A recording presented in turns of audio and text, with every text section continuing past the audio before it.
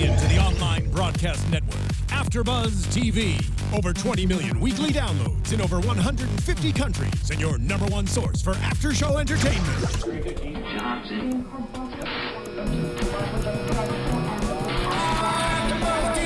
AFTERBUZZ TV, the destination for TV superfans. Producing aftershows for over 300 of your favorite TV shows, interviewing celebrities and showrunners, and bringing you behind-the-scenes exclusives. All thanks to E! Entertainment's Maria Menounos, producer Kevin Undergaro, and internet leader Akamai.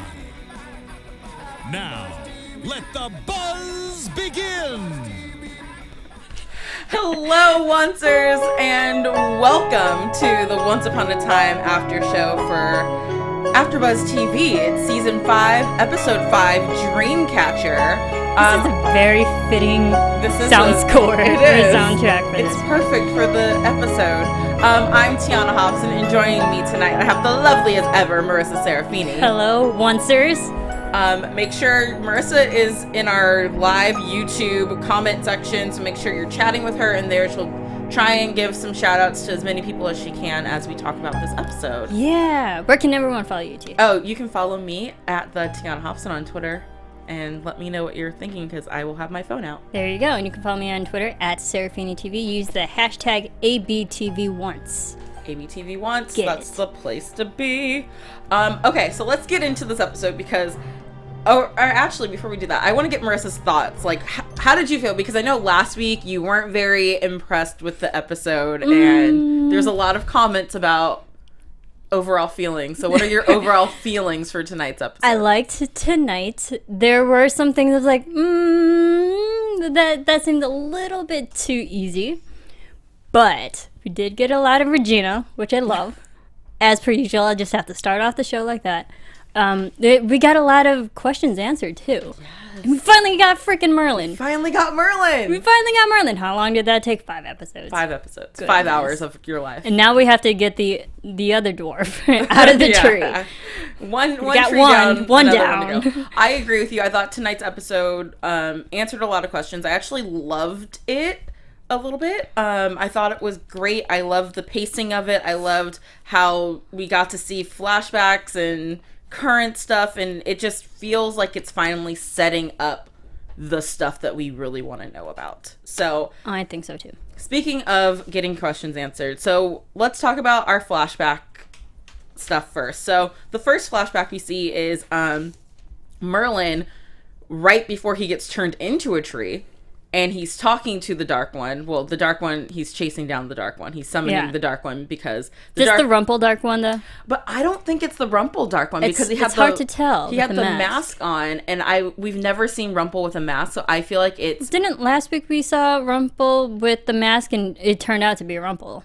There was a Dark One in episode... Maybe it was 1-2 episodes ago. Maybe. There was a Dark One being chased down, and it was Rumple. I seem to remember that... this mask seemed more familiar to the Dark One that Rumple replaced. Didn't he have a mask and Rumple kind of didn't know what he looked like until he... Or did I dream this? Because this was back in like season 1 or 2 that I remember that we saw the flash of when Rumple actually became the Dark One. Yeah, let us know, everyone. Yeah, if you guys could help us out in the chat roll right memories. Now. Anyways, the Dark One, one of them, is summoned. And it turns out that he has... destroyed or killed the only woman that Merlin has loved, and Merlin wants to now kill him, hesitates for a slight moment because he misses her so much. Nivian is Merlin's... Well, I mean, they didn't get it in tonight's episode. I actually Googled this too, Marisa. See, there you go. Congratulations, I was like, Merlin had a love? Let me Google this. Yeah, I had to look it up too because I couldn't remember. It's like, who was Merlin's love? Nivian. Yes. Do you think we'll see her? I don't think they've casted someone for her. I don't think they've cast anyone for her yet, but I hope that we do see it. And that'd be amazing. I mean, we can get into some more of what I found in that a little bit later because it has to do with Violet.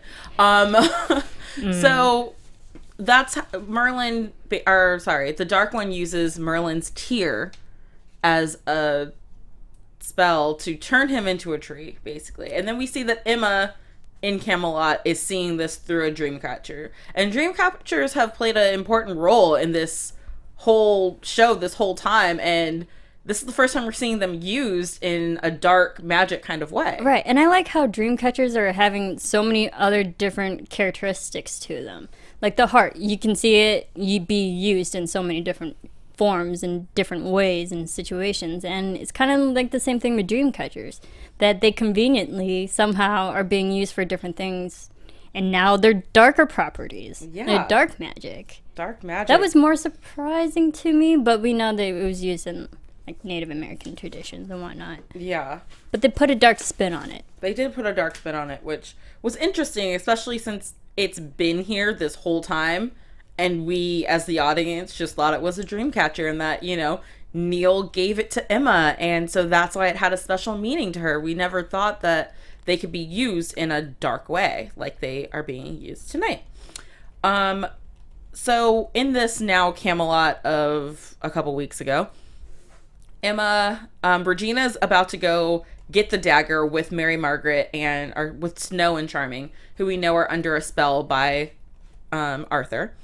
And Regina seems very hesitant about, are you guys sure you trust him? Like, should we actually give him the one thing that can control your daughter? I love how Regina picked this up because, you know, she's way too smart to be like, hey, we can't just quickly hand this over. Something's up. Something's up. She's too smart. I love that she was suspicious about the whole thing. And then here comes Emma, aka the new Dark One, and she freezes her mom and dad and are like, yo, Regina. Yo. Arthur put a curse on them. They are under his influence now. You can't trust them. Come with me. Let's go free Merlin, because Arthur wants to kill Merlin, and that would be bad for all of us. So let's go get to the bottom of this. And I love this because then the whole episode became all about like the Swan Queen dynamic, and I know that everyone a lot of people there are asking us what are our thoughts on the Swan Queen tonight. I thought that, what did you as always, I thought they were a badass duo who I would kick it with any day. Always. I'd kick it with any of them. Yeah. I really enjoyed it. It's nice to see Emma still have good intentions. Granted, it is still dark magic, but all the reasons why she's doing, she's like, I'm here to save this, I'm here to do this, and X, Y, and Z to save my parents, you know. There's good intentions behind it. So again, she's not as dark as we think. But have you noticed that even though she's still wearing white in Camelot, her voice is getting darker, so low. And like her voice is getting lower each So episode, low. And it's just, you're seeing the slow transformation of the darkness almost taking over, Taking form. Yeah. I know. I just want to take a peek at her heart to see how dark it is right now, because we know once you actually kill someone, it starts becoming dark. Granted, she's doing a lot of dark magic. We've seen her kill one person. Mm-hmm. So, after all these weeks of now being consumed by dark magic, how dark is her heart now? Good question. Who knows? We need it like a X-ray. No, we need a peek at her heart. Yeah, we need an ultrasound of her heart to try and figure that one out. Well, as the Swan Queens are working together, they realize that the Dreamcatcher shows the memory, and Regina's like, hey, if a tear of a lost love is what made the curse, then that could be the antidote. So let's go find someone whose heart broken so we can get a tear. All right. So they it's like there's no broken hearts here in Storybrooke. They end up realizing that they could use Regina's tears. Or they at least try to use Regina's tears. Because I love this so much. You loved it? No, okay. I love their theory on this and how they think it would work. But when they actually do it and they failed, but I love the reasoning behind it. Hold on, let me rummage through my notes. Got, if you're not watching, she's got amazing. 10 pages of notes over here, so give her a second. It was amazing. There was a whole line about... There's Robin. You've moved on. You've healed. And I'm like, oh my God, Outlaw Queen. Her true love is Robin. She feels deeper and more for Robin than she ever did Daniel. I didn't take it as she ever did for Daniel. I just think that she loves Robin more. No, I took it as she loved Daniel, and in over a lot of many years in time, she's been able to be healed from the loss of Daniel in order to create room to love Robin. Does that make sense? Mm-hmm. Like, I don't look at it as who did she love more. Like, you're always going to love your first love, but she also has room. She's healed from that in order to make room to love another. And that person is Robin. And I'm not taking away from the love that they have whatsoever. I think my boobs are hitting the microphone. Sorry. Hashtag big boobs. I think that's it. Oh, that wasn't even my... Oh, well, there we as go. you're fixing that, I mean, yes, I can see that too, but I took it away that, yes, she is healed and she has Robin in her life, so she isn't heartbroken anymore. Like, she has another true love, and it's freaking Robin. It's freaking hashtag outlaw queen. I mean, yes, it is. It's outlaw queen for life. But one thing that happened during Regina rewatching Daniel get killed by her mother, some interesting things happen. First, Emma is first,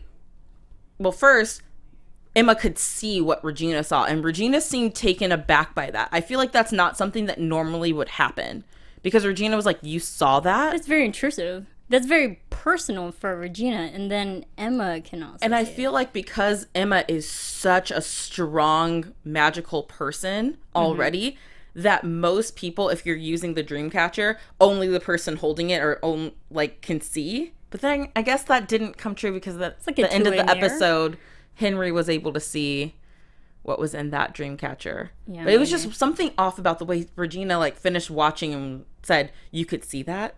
That kind of caught me as maybe there's something going on here. But, not to jump too far ahead, that actually adds Regina talking to Emma later on in the episode. This is what my mother did to me. Yeah, you saw that.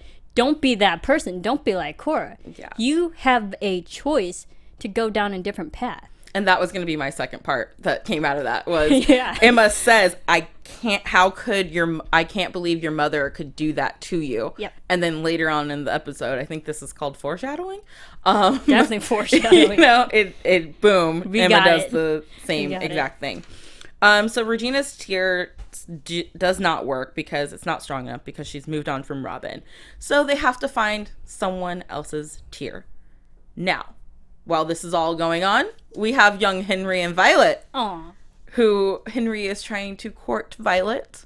And it's the cutest thing. This was so sweet. It's the sweetest thing to see 13-year-old Henry. They said his age tonight because I know that we've been questioning his age. 13-year-old Henry and 13-year-old Violet. Bond, first of all, because Violet is grooming her horse, and she starts talking about how her mom got it for her when she was 7. Her mom died when she was pretty young. So they both are bonding over the loss of a parent and the fact that they can understand each other, because there's things that are happening in their lives that they wish they could share with this parent, which I thought was really cute and a great kind of base for them to just show just how similar they are, even though they're from different worlds.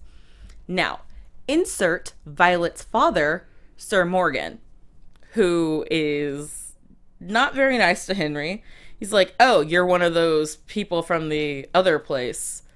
What kind of squire?" He thinks he's a squire at first. Henry's like, "No, I'm a writer," which is a great thing. That was. But back in Camelot times, being a writer versus being a knight, it's not really on the same level. What do you think of his name, though? Morgan. Okay, so that's what I was going to say about because the producers, Eddie and Adam have said themselves that we won't get a Morgan Le Fay, but somehow we got a character named Morgan. That's, well, my mind a little instantly, bit too... Yeah, it instantly went to Morgan Le Fay. Yeah, and it just seems like, knowing that fact beforehand, that we weren't expecting to see a Morgan, and then we do see a character named Morgan, just makes me think maybe that was an easy out. Be like, here's an ode to Morgan. It's not the Morgan you think it is. There's a lot of kind of odes to a lot of things in this episode. Yeah.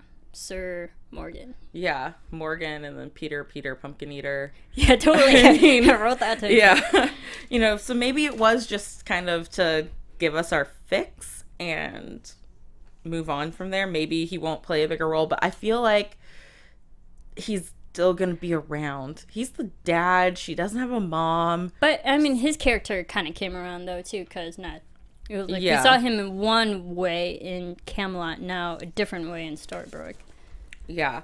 So, Emma and Regina then are on their way in the woods and find Henry out there trying to practice his sword fighting and not doing very well at it, even though, I mean, it's been a couple years since him and his grandpa have practiced with, wooden swords like they used to do. I did love his moment in the stable when he's trying to like be all chivalrous and be a man. And the sword's too heavy and he falls. Fantastic. It's awesome. He's got a long way to go. But his moms give him some great advice, and they both said, you're the cool, mysterious guy from a different land. You shouldn't change who you are to get a girl, because both of his moms fell for guys because they were different and because they were themselves the whole time and not because they were trying to be something that they weren't.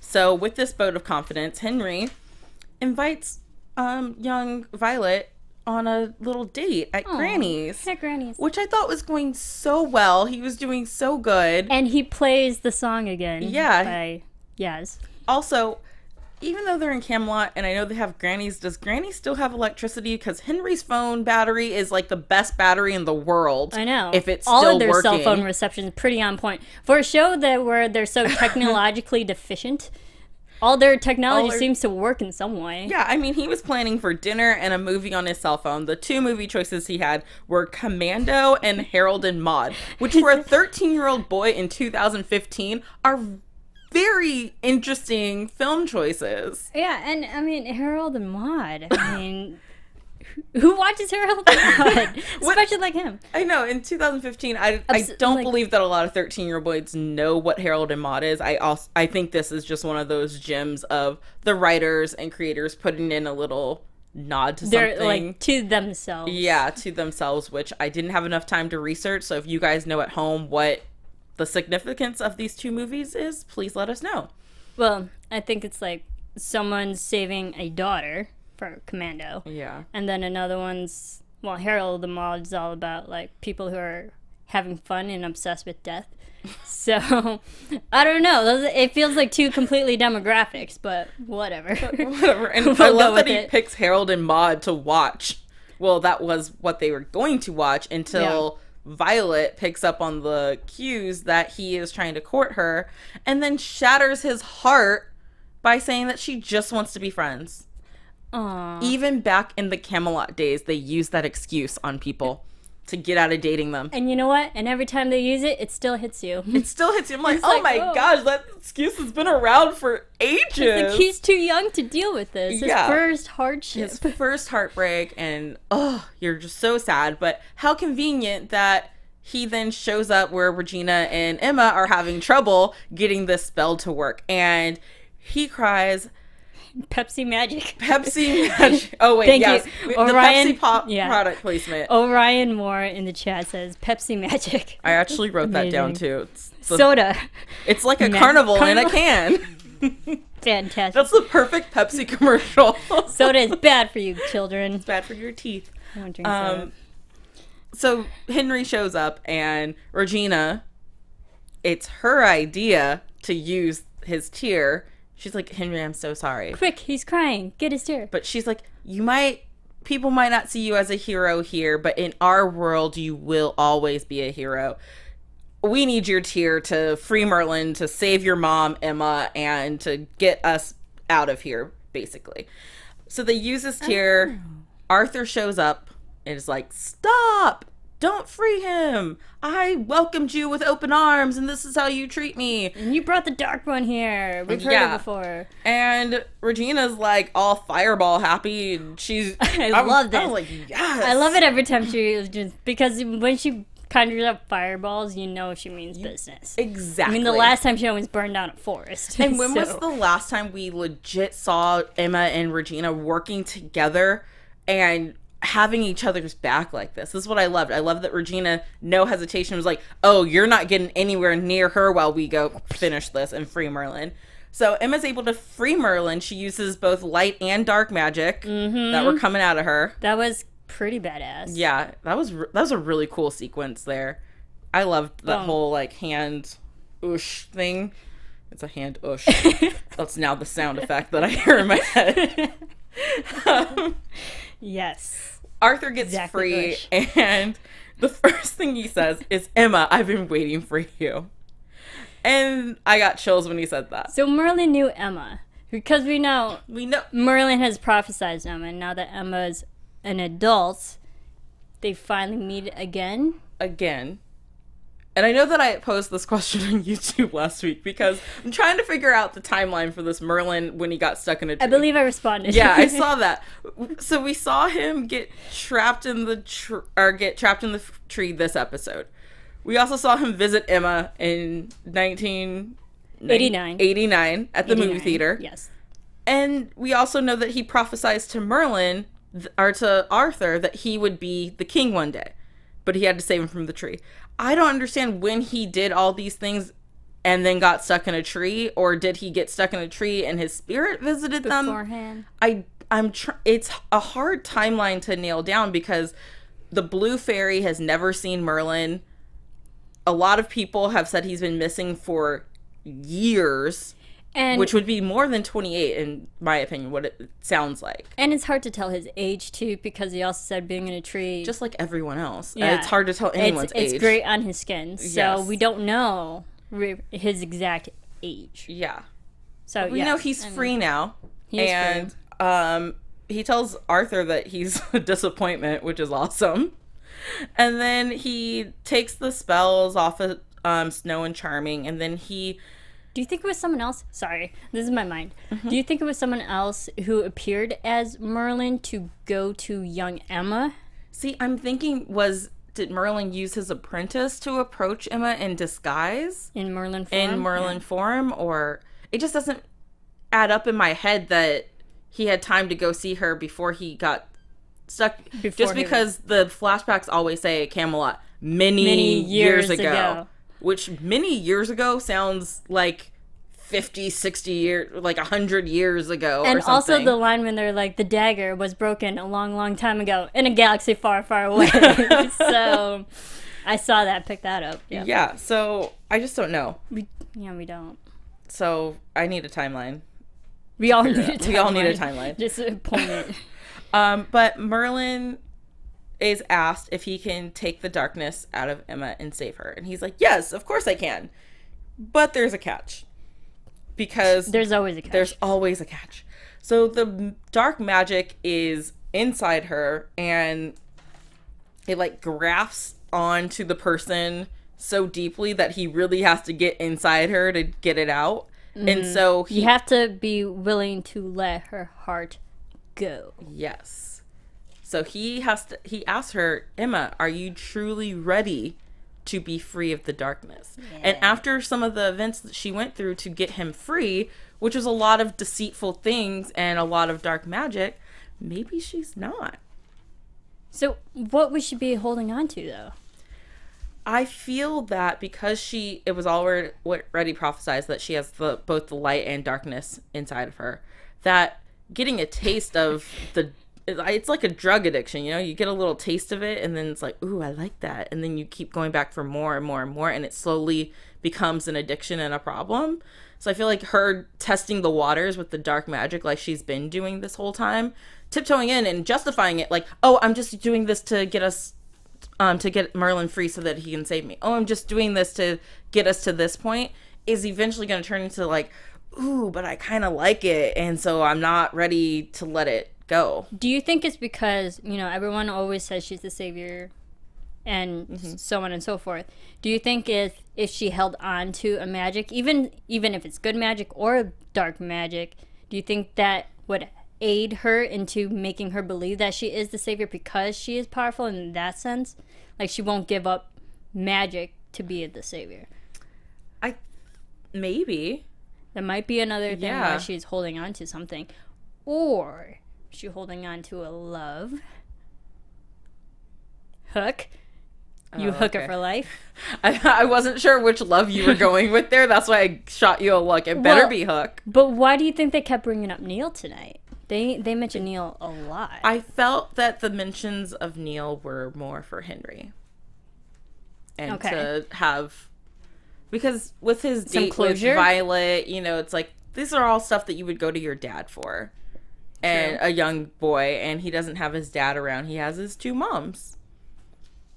But I did appreciate the Neil recognition tonight. I'm not hating on Balefire at all. Yeah.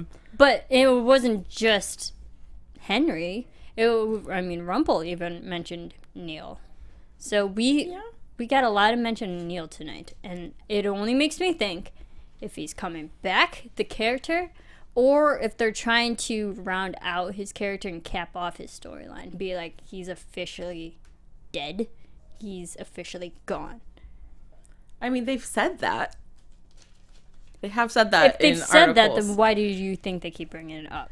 I mean, I just think it's a nice nod to a character who's not around anymore. Because the character still plays a part. We talked about Regina and Daniel tonight.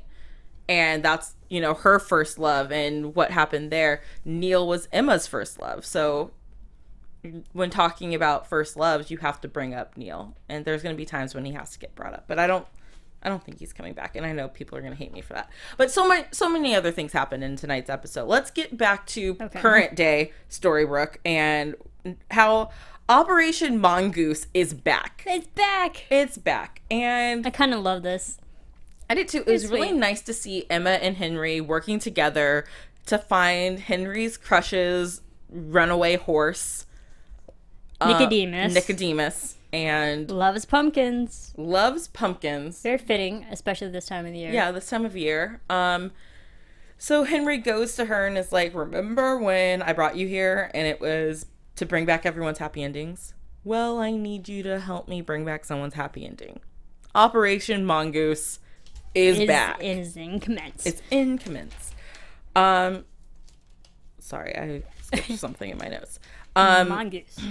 Yeah, so as they're trying to find the horse, Emma starts asking Henry about Violet. It's Cobra. Operation Cobra. Operation Cobra. I wrote Mongoose on the board, but I wrote Cobra. Thank you, everyone in chat. Yeah, yes, I wrote Cobra in my notes. I can verify that, but I wrote Mongoose on the board. Although Mongoose needs to come back too, you know. Mongoose does need to come back. So we learned that Henry played Yaz Only You for her, which is the song that Neil played for Emma, and Neil told Henry that, you know, it works every time.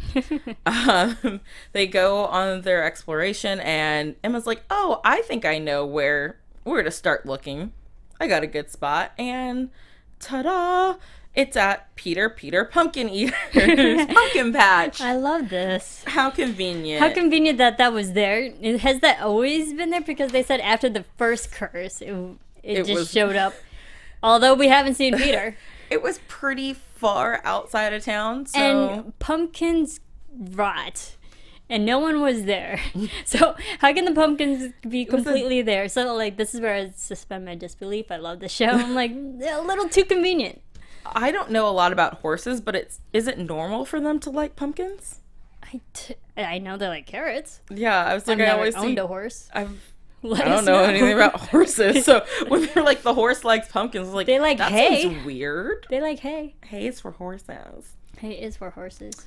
So Henry finds the horse. The horse is spooked out by Emma because she's the Dark One, and Henry has to kind of come as a hero and be brave and take the pumpkin and calm down the horse. And he's like, see, Mom, I got it. He then rides the horse into town, which Henry forgot to mention this part, wherein he suggests having a dance for the town because the town needs some hope, because everyone from Camelot really wants to go home. They don't know how the Griff?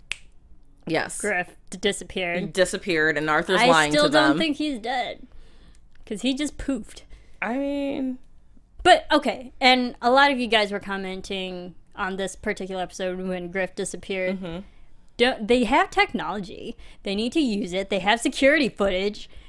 not one of them brought that up. Be like, oh, we should check the tapes and be like, what really happened here? Because they've looked back on technology before. Yeah, but a lot of crimes happen inside the police station here that you think, hey, the security cameras would get, but with magic being involved and tapes, I mean, in our world, tapes can be altered and edited, but, you know, especially with magic involved, I don't understand why there's not more surveillance footage used in these cases, because a lot of stuff happens inside those cells at the police station. It's not a very safe place to go. I know, they need better security. Yeah. But granted, the security's always gone in a different realm. Well, and why do people have the access to just walk in on a prisoner at the police station? Like, shouldn't they be locked? Like, shouldn't there be an area where, sorry guys, we're out at the moment, like the front desk area, before you walk back to where people are actually held in cells? Yeah, I don't know. It's not a very safe town, but it's a small town, so they get a pass. So here comes Henry riding in all valiantly on Nicodemus, saving the day at the street party, where Violet is very happy to be reunited, and so is her dad. Her dad was like, "Oh, yay, Violet! Now you can have a fun time here.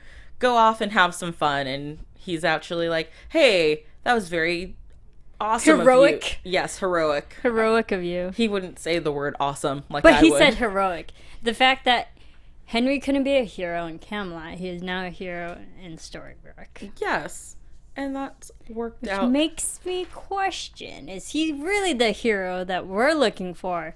Not in Rumple, but in Henry. I think that they always underestimate Henry. They always have from the very beginning. They underestimate age. And age is just a number. People. Yeah, and I think that Henry can be more than just the writer. Because this is the second time I think we've heard him introduce himself as the writer. Right. And I was just kind of like, Henry, you're so much more than that. I still want him to have magic. He was born into innately magical. Yeah, but I mean, sometimes you get a squib every now and then, you know what I mean? It's very true. But if he's going to be a squib, at least have him be a hero. Yeah, well, that's why he's got the magical... He's got the writer in him if he chooses to use it. If he chooses to use it. But he broke that quill. Yeah. Well, there's always a way to get another one. So we also have, while Henry is keeping Emma busy and away from her house, Regina, Robin Hood, and Hook are going in to explore that Emma's locked house door that Hook saw and to see what she's hiding. Well, at first they can't get in because there's a protection spell on the house, which, duh. Of course it is. Of course. Yeah, get into it. Yeah, and then they have to figure out who Emma would allow in. Clearly Henry. So Regina gets Henry's scarf. They use that to open the door. Did I say Belle was there too? I forgot to say Belle was there too. She was part of it. They are making her useful this season. So they all go in the house. They go downstairs and they see that Excalibur is in the stone.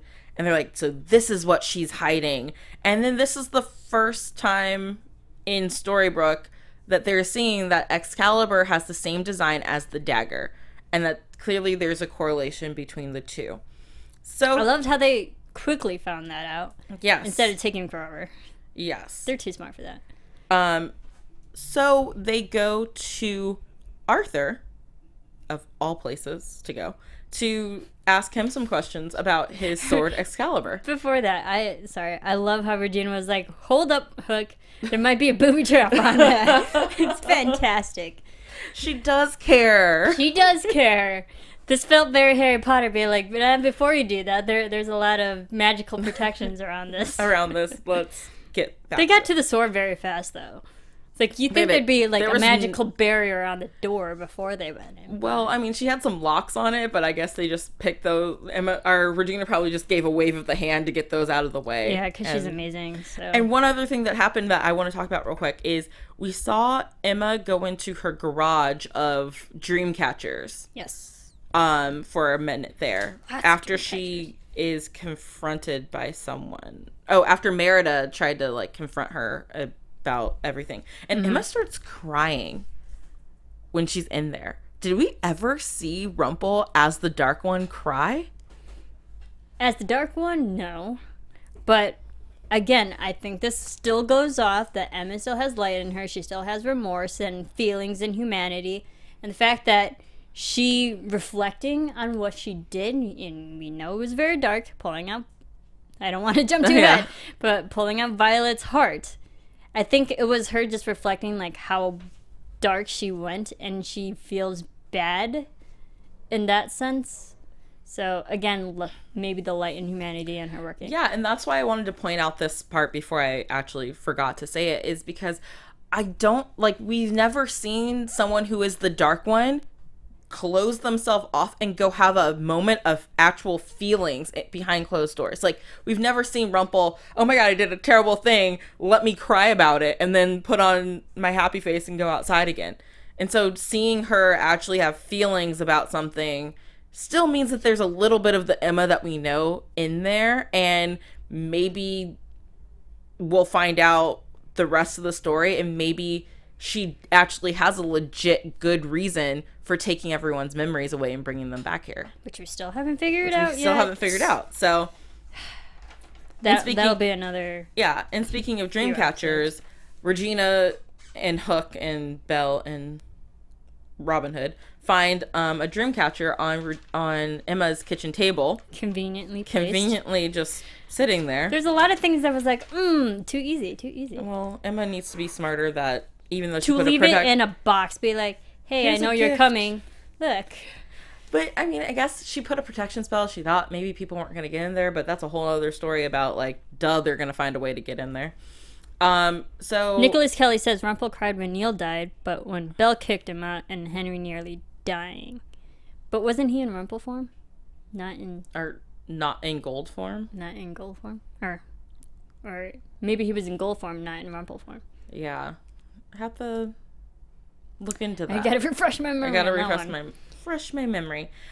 So when Regina gets back home, they look at the Dreamcatcher and she's like, these can be used, like, this could tell us how Emma took our memories away, because these can be used for that as well. So they look at the memory that's in there and they watch as Emma, back in Camelot, finds Violet before she goes to meet up with Henry that night, takes her heart, and is like, I'm sorry, I need you to break my son's heart tonight, because I need that heart out. I need the tears of lost love. I promise you will get this back, though. So the question is, where is Violet's heart now? Did she actually return it like she promised, or does she still have it? That's a very good question. That is my... Yes. That's my biggest question. I'm like, I don't know, because the audience doesn't know if she still has it. Yeah, and I think that's a big question on Henry's mind. She still has Merida's heart, so... Yeah. I mean, Henry sees this whole thing after he just spent the day with her. They had a great time. She helped him get to Violet, which Regina kind of questions her, and it's like, hey, you probably are the one who let the horse go, because you knew this would happen, and you knew you had something to make up for. And this was very calculated. Just like what Rumple would always do. Always think like 5 steps ahead. And it seems way too calculated for Emma. Yeah. Like she purposely planned that out. And she let slip that she had no choice because they wouldn't have freed Merlin without it. And then that's the first time Regina's like, we freed Merlin? What? And I don't know, it just seems kind of off book for Emma to slip and let something as big as that out the cat out the bag if she did not have a specific purpose for it.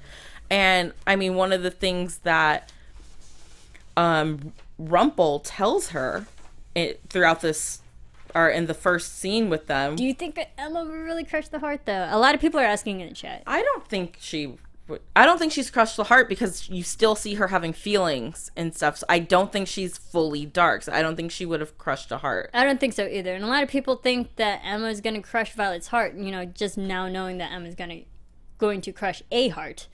People are speculating it's Violet. I don't think so. I mean, after she ripped it out, I think that was enough. Yeah. I feel like it's not someone whose heart we've already seen her take. Yeah. Maybe it's got to be probably an Arthurian character. It's Merlin's heart.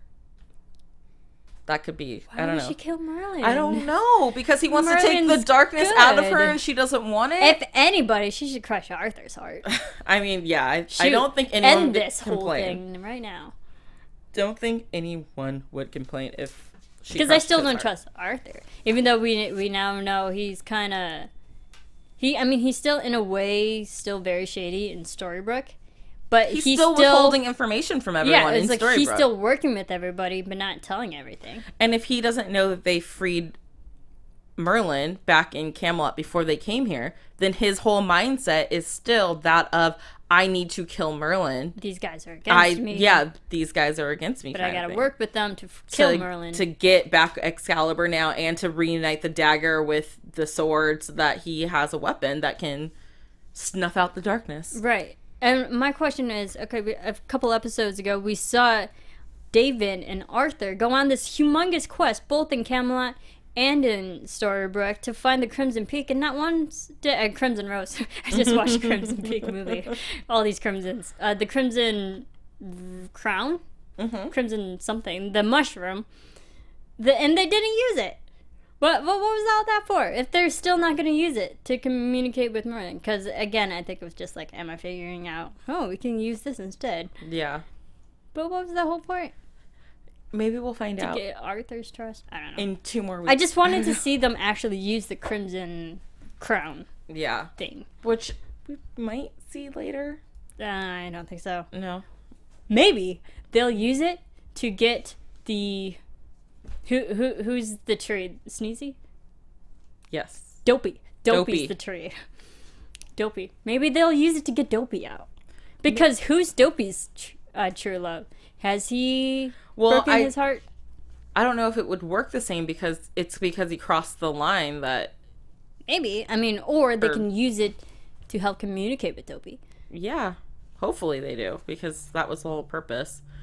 And then we also had Merida and Rumple, who Merida has been tasked with the difficult job of training Rumple to be a hero, because Emma needs him to pull the sword from the stone, and he is the only person with the purest heart right now who can get it for her. But before he goes off, he gives her some sound advice. He says that, yes, his plans were always hidden, but his reasons were not. He did everything because he justified it by he was trying to protect his son, which we saw Emma do tonight because she claims that the reason she took Violet's heart was to save everyone, protect Henry, blah, blah, blah. I find that hard to believe, but yeah, sure. Yes, and he also says that the more you justify what you're doing, the more you push them away, meaning her family and loved ones. And that you're going to lose the ones you love the most unless you stop. She ain't hearing none of this. She's like, Merida, you need to go to the woods, train him, bring him back to me. Merida's like, you're dark and I'm going to go for my heart. And Emma's like, ooh, try me.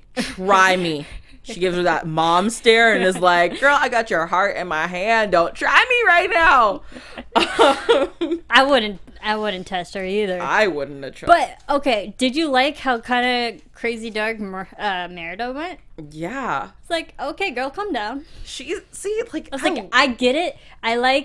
In a way, I like her steps on how to finally, push and find out what Rumple's weakness is, kind of using that against him in a good way, but also in a very dark, pushy way. It is, but it's not just his life love. Yeah, it's not just his life on the line either. It's hers too. If she doesn't perform and get him to the point that Emma expects him to be, then Emma's gonna crush her heart. Into the Woods. Yes. Thank you, Valentine Gutierrez Jr. Into the Woods. I just watched that movie again. But yes. Yes, Into the Woods. They go. But it works. Finally, she gets a little bit of something out of him, and it's that fire of fighting for his love, which is something he wasn't ever able to do with his wife. He wasn't able to stand up for her, but he's able to man up and stand up for Belle and fight for her. So hopefully Merida has a little bit of an easier time with him now. Or at least Rumple's actually trying now. Yeah. So, it was just that enough of a spark to get him motivated.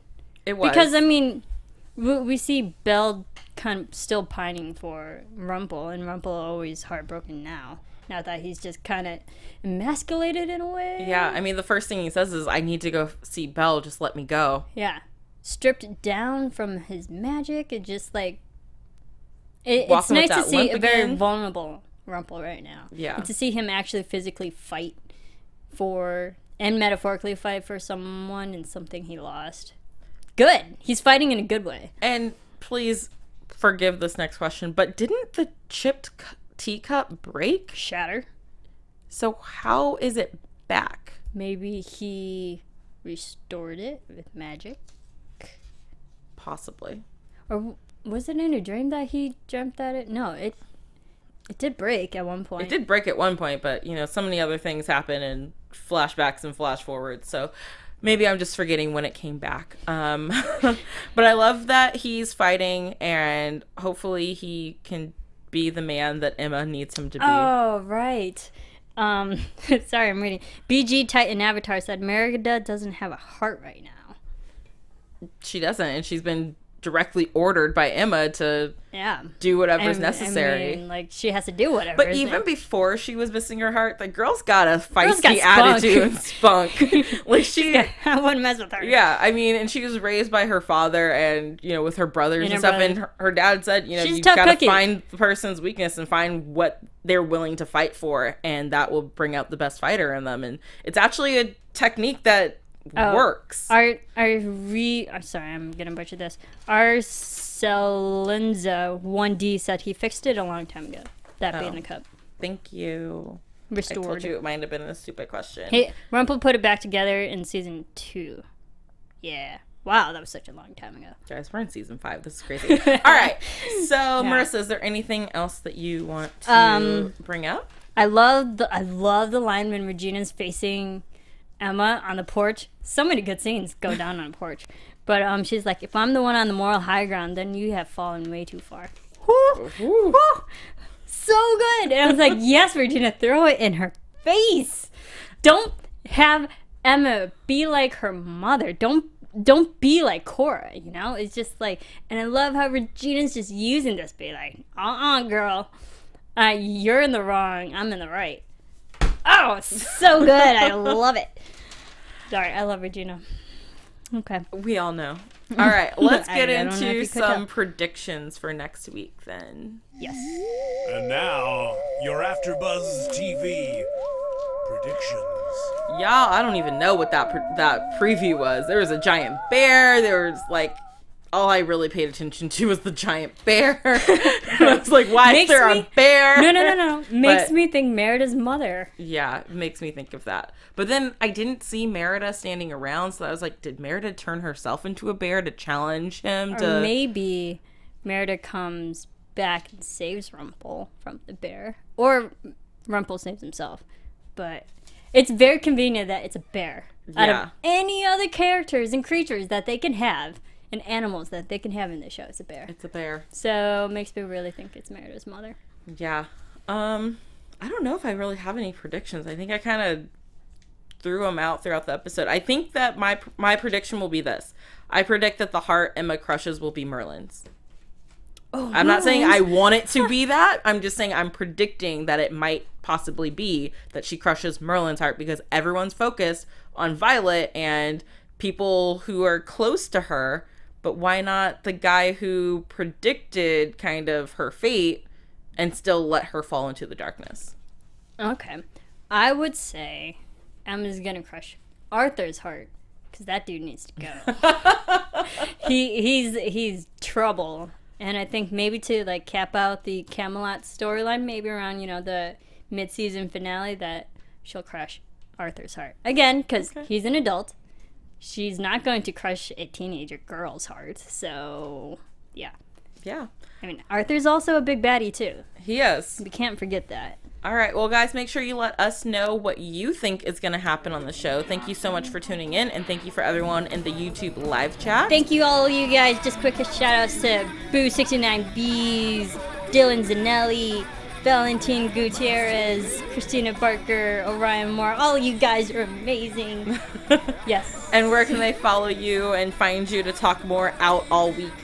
You can follow me, shipping everybody, especially Outlaw Queen, at Serafini TV on Twitter. You know, I'll spell that because I don't think a lot of people actually know how to spell Serafini. It's Serafini TV. Serafini TV. And you can follow me on Twitter at the Tiona Hobson, and I will be talking all about my love of Hook and hookers and Hooker for life. And you make sure you check out all the shows that AfterBuzz TV has to offer at AfterBuzzTV.com on YouTube, SoundCloud, iTunes. Make sure you go to iTunes, give us a like, leave us a comment, and continue to send us the love. Thank you so much for tuning in, and we'll see you guys next week. Bye, guys. From executive producers Maria Menounos, Kevin Undergaro, Phil Svitek, and the entire AfterBuzz TV staff, we would like to thank you for listening to the AfterBuzz TV network. To watch or listen to other after shows and post comments or questions, be sure to visit AfterBuzzTV.com. I'm Sir Richard Wentworth, and this has been a presentation of AfterBuzz TV. Buzz you later.